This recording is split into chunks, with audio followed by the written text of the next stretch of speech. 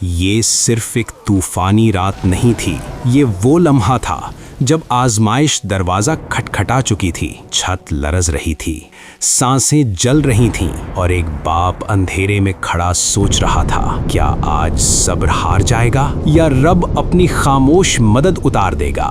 بارش اس رات معمولی نہیں تھی، بلکہ یوں لگ رہا تھا جیسے آسمان کسی فیصلے کے بعد رو پڑا ہو۔ کچی چھت کی دراڑوں سے پانی ٹپک رہا تھا، لگ رہا تھا جیسے وقت کی بے رحمی ٹپک رہی ہو۔ کمرے کے ایک کونے میں بچھی چٹائی بھی بھیگ چکی تھی، اسی پر مریم نیم بے ہوشی میں لیٹی ہوئی تھی۔ لقمان نے ہاتھ میں پکڑی ہوئی تسبیح کو مضبوطی سے پکڑا۔ اس کی آنکھوں میں نیند نہیں، حساب تھا کہ وہ اس رات کے بعد کہاں جائے گا۔ حوصلہ رکھو صالحہ، رب نے اگر آزمائش دی ہے تو راستہ بھی وہی کھولے گا۔ صبح ہوتے ہی میں ایک دروازہ کھٹکھٹاؤں گا، شاید وہاں سے کچھ امید مل جائے۔ اگلی صبح سورج نکلا ضرور، مگر حرارت کے بغیر۔ لقمان بوسیدہ کپڑوں میں ایک اونچی حویلی کے سامنے کھڑا تھا۔ یہ وہ جگہ تھی جہاں وہ کام کرتا تھا۔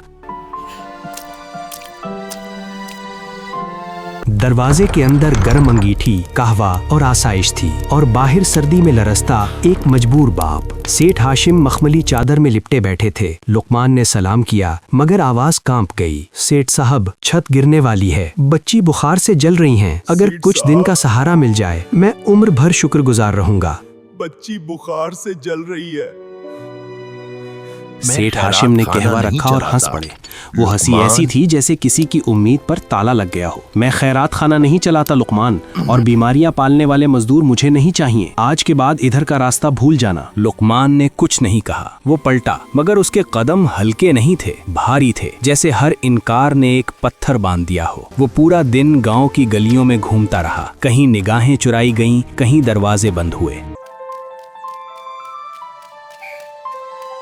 اور جب شام نے آسمان پر اندھیرا بچھایا تو بادل پھر جمع ہونے لگے، اس بار پہلے سے زیادہ خطرناک۔ اچانک آسمان پھٹ گیا، بجلی کی ایک چیخ نے پوری بستی کو ہلا کے رکھ دیا۔ بارش اب برس نہیں رہی تھی، وہ گرا رہی تھی۔ لقمان نے قدم تیز کیے، مٹی اس کے پیروں کے نیچے پھسل رہی تھی، سانس سینے میں اٹک رہی تھی۔ ہر قدم کے ساتھ ایک ہی خیال تھا، بس گھر سلامت ہو۔ مگر جب وہ پہنچا تو گھر نام کی کوئی چیز باقی نہیں تھی۔ جہاں کبھی ایک چھت تھی وہاں اب بھیگی ہوئی مٹی کا ڈھیر تھا، ٹوٹے ہوئے بانس، بکھری ہوئی اینٹیں، اور خاموشی، ایسی خاموشی جو چیختی ہے، لقمان، مریم، کہاں ہو تم لوگ؟ جواب میں صرف بارش تھی۔ صالحہ، مریم! پھر اندھیرے کے ایک کونے سے ایک کمزور سی آواز ابھری۔ درخت کے نیچے صالحہ مریم کو اپنے سینے میں چھپائے بیٹھی تھی۔ بچی کی سانسیں ہلکی تھیں، مگر وہ تھوڑی بہتر تھی۔ دیوار باہر گری، ہم بچ گئے۔ دیوار اندر نہیں، باہر گری تھی۔ لقمان گھٹنوں کے بل بیٹھ گیا۔ اس نے مٹی پر ہاتھ رکھا جیسے اپنے خواب کو چھو رہا ہو۔ رات اور گہری ہو چکی تھی، بھوک، سردی اور بے بسی ساتھ چل رہے تھے۔ لقمان نے آخری امید پر قدم بڑھایا۔ وہ اپنے پرانے دوست کے گھر پہنچا، دروازہ کھٹکھٹایا، 1 2 3 بار۔ اندر سے چراغ کی روشنی ہلی، پھر دروازے کی جھرری کھلی۔ مجید، آج ہمارے پاس چھت نہیں، صرف ایک رات کے لیے، بس ایک کونا دے دو۔ آج ہمارے پاس چھت نہیں، صرف ایک رات کے لیے، بس ایک کونا دے دو۔ چند لمحوں کی خاموشی، پھر ایک اجنبی سی آواز، بھائی حالات ٹھیک نہیں، گھر میں بات نہیں بنے گی، تم کہیں اور دیکھ لو۔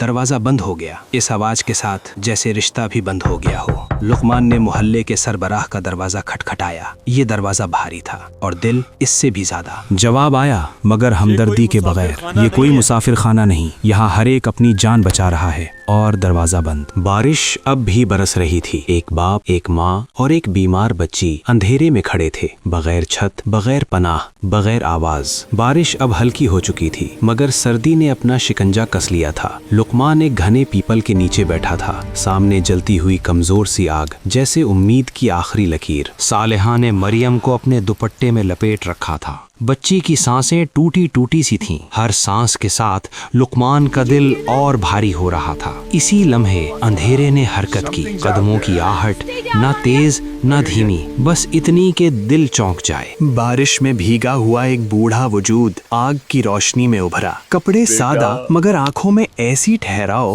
جیسے وہ رات سے زیادہ کچھ جانتا ہو۔ مسافر، نرم مگر گونجدار آواز نے، بیٹا سفر نے تھکا دیا ہے، کیا اتنا ہے کہ بھوک خاموش ہو جائے؟ لقمان نے صالحہ کی طرف دیکھا۔ اس نظر میں سوال نہیں تھا، فیصلہ تھا۔ صالحہ نے بغیر کچھ کہے 2 کپڑے میں لپٹی روٹیاں اس کے ہاتھ میں رکھ دیں، وہ روٹیاں جو انہوں نے خود کے لیے بچا رکھی تھیں۔ لقمان، بابا یہ لیجئے، بسم اللہ کیجئے۔ بوڑھے نے کھانا کھایا جیسے کوئی جلدی نہ ہو، جیسے وقت اس کے سامنے ٹھہر گیا ہو۔ کھانے کے بعد وہ اٹھا، لقمان کے قریب آیا اور اس کے سر پر ہاتھ رکھا۔ اس لمس میں عجیب سا سکون تھا، جیسے دل کے اندر کی لرزش تھم گئی ہو۔ ہر خیر کا ایک وقت ہوتا ہے لقمان، آج تم نے وہ دیا جو خود تمہارے پاس بھی کم تھا۔ یہ خوشبو زمین سے لے کر آسمان تک پہنچتی ہے۔ اس نے ایک چھوٹی سی پوٹلی لقمان کے ہاتھ میں تھمائی۔ اسے سنبھال کر رکھنا اور یاد رکھنا کہ جو ہاتھ نیکی کے لیے کھلتے ہیں وہ کبھی خالی نہیں رہتے۔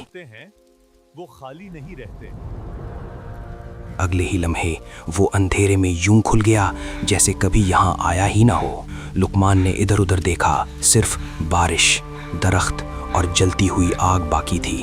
دھڑکتے ہوئے دل کے ساتھ اس نے پوٹلی کھولی۔ آگ کی روشنی میں سونے کے سکے چمک رہے تھے، جیسے قسمت نے آنکھ کھول دی ہو۔ اور اسی لمحے لقمان سمجھ گیا، یہ رات صرف آزمائش نہیں تھی، یہ ایک وعدہ تھی۔ وقت خاموشی سے بدل گیا، وہی گام، وہی راستے، مگر اب لقمان کا نام کمزوری نہیں، سہارا بن چکا تھا۔ جہاں کبھی مٹی اور اندھیرا تھا، وہاں اب ایک مضبوط گھر کھڑا تھا، سادہ مگر یقین سے بھرا ہوا۔ اسی کے ساتھ ایک چھوٹا سا مرکز، جہاں بے آسرا عورتیں اور بیمار بچے دعا اور دوا دونوں پاتے تھے۔ لقمان نے کبھی اعلان نہیں کیا کہ یہ سب کہاں سے آیا، اس نے بس دروازے کھلے رکھے۔ پھر ایک رات آسمان نے وہی پرانا چہرہ دکھایا، تیز ہوا، چیختی بارش اور بھپرا ہوا پانی۔ گاؤں کی گلیاں نہروں میں بدل گئیں، بند ٹوٹنے سے سیلاب آ چکا تھا۔ چیخیں، دوڑ، خوف، ہر طرف قیامت کا منظر۔ مگر اس بار کہانی کا رخ بدل گیا۔ سیٹھ ہاشم کی اونچی حویلی پانی کے سامنے نہ ٹھہر سکی۔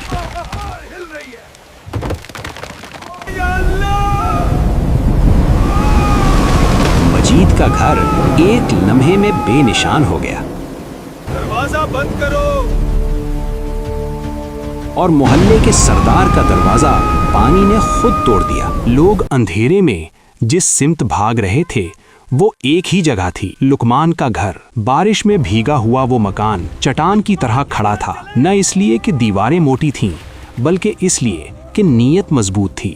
لقمان، ہم نے تمہیں ٹھکرایا تھا، آج ہمارے پاس کچھ نہیں۔